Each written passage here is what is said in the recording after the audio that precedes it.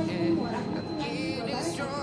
Perkenalkan nama saya Umi Sri Tejas, mahasiswa IPTES Kemenkes Manado, jurusan keperawatan program studi profesi nurse. Baiklah, pada saat ini saya akan memberikan edukasi tentang teknik mengenjan pada ibu hamil.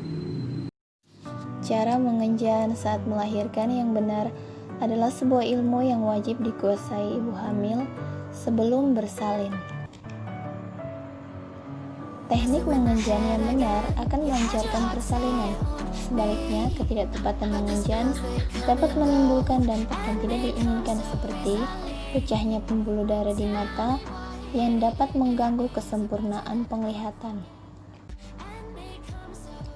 Selain itu, kelahiran bayi akan dibantu dengan alat vakum atau forceps jika ibu sampai kehabisan tenaga lantaran mengenjan yang salah. Tips mengenjan saat melahirkan. Yang pertama, lakukan setelah pembukaan lengkap. Mengenjan baru boleh dilakukan setelah pembukaan lengkap, yakni pembukaan 10.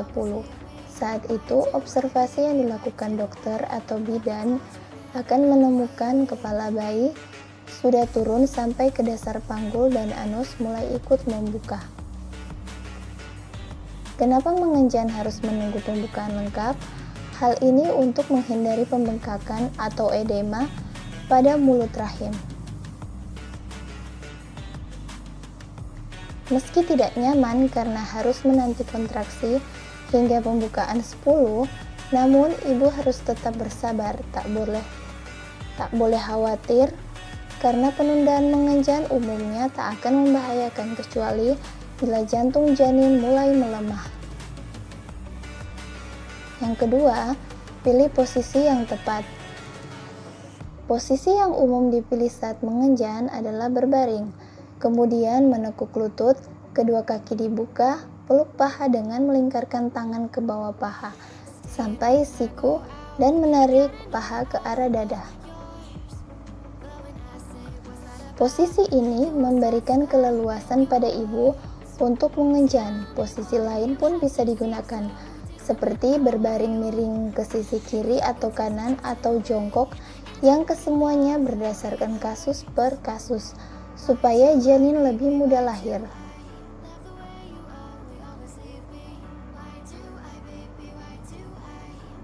Yang ketiga, atur nafas. Bernafas harus teratur, tidak boleh serabutan, karena tidak bermanfaat signifikan atau mengganggu proses mengenjan. Biasanya dokter atau bidan atau perawat akan memandu ibu mengatur nafas supaya tenaga ibu terkumpul. Juga ibu memiliki tenaga maksimal untuk mengenjan. Selain itu, mengatur nafas yang baik pun dapat mengurangi rasa sakit. Supaya pengaturan nafas berjalan mudah, sebaiknya ibu ikut kelas senam hamil, karena di kelas itu ibu akan diajarkan cara mengatur nafas saat bersalin. Yang keempat, ikuti komando. Biasanya, dokter atau bidan akan memberi komando kapan ibu harus menarik nafas, menahan, dan mengeluarkannya sambil mengenjan. Ikuti komando tersebut supaya proses persalinan berjalan teratur dan lebih mudah. Yang kelima, ikuti irama.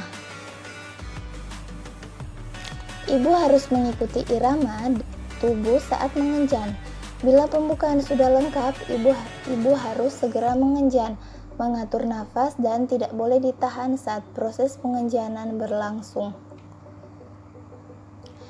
Ada ibu yang takut fesesnya keluar saat mengenjan, sehingga ia menahan pengenjanan dengan mengangkat pantat atau panggul. Hal ini dapat membuat robekan perineum, bagian antara vagina dan anus, lebih lebar sehingga memerlukan lebih banyak jahitan. Yang keenam, tenaga harus efektif. Yang ketujuh, pandangan ke arah perut. Arahkan pandangan ke perut supaya ibu bisa lebih berkonsentrasi terhadap persalinan. Selain itu, ibu harus mengenjan di perut, bukan di leher. Yang kedelapan, berhenti mengenjan saat kepala bayi terlihat. Ketika kepala bayi mulai terlihat, sebaiknya hentikan mengenjan. Biasanya ditandai dengan rasa panas di vagina yang merenggang. Tujuannya supaya vagina dan perineum merenggang perlahan-lahan, juga untuk mengurangi robekan dan kelahiran yang terlalu cepat. Dokter atau bidan atau perawat akan memberi arahan ketika pengenjanan harus dihentikan atau dilanjutkan. Pada saat itu atau pada saat ini, ibu sebaiknya mengatur nafas dengan baik. Terima kasih.